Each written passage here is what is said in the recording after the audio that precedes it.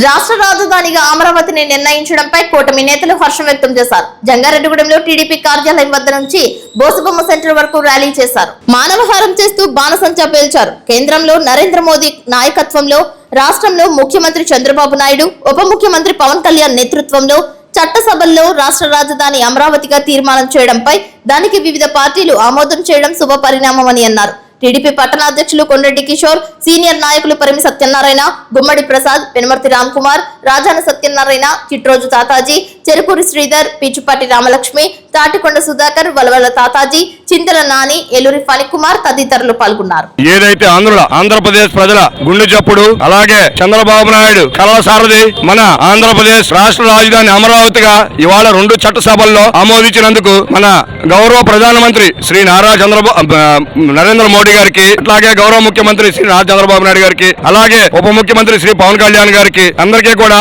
మా యొక్క ఆంధ్రప్రదేశ్ ప్రజలందరి తరఫున మేము ధన్యవాదాలు తెలియజేసుకుంటున్నామండి.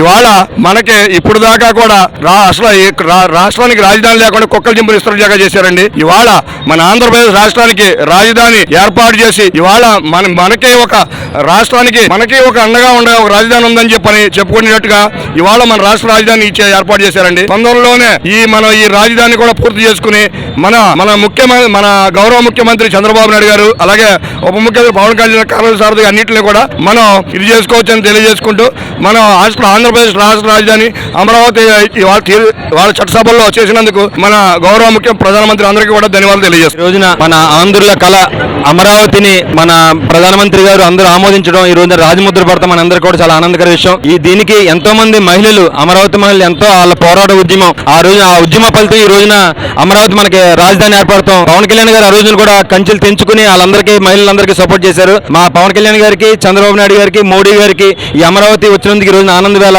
మా జంగారెడ్డి కూటమి నాయకులతో ఈ ఆనంద వేడుకలు జరుపుకున్నాం. జై అమరావతి.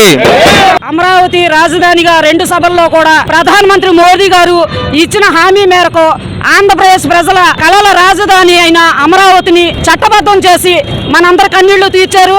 అలాగే అమరావతి రైతులకు కూడా శుభం జరగాలని ఈ సందర్భంగా కోరుకుంటూ ఇక నిత్యము కళ్యాణమే ఈ కూటమి ప్రభుత్వంలో మనందరం కూడా అభివృద్ధి చెందుతామని ఈ సందర్భంగా చంద్రబాబు నాయుడు గారికి, ప్రధానమంత్రి గారికి, పవన్ కళ్యాణ్ గారికి ముగ్గురికి కూడా నిండు 100 ఏళ్లు ఆయుష్ ఉండి మన రాష్ట్ర అభివృద్ధికి కృషి చేయాలని ఈ సందర్భంగా కోరుకుంటూ జై అమరావతి, జై అమరావతి.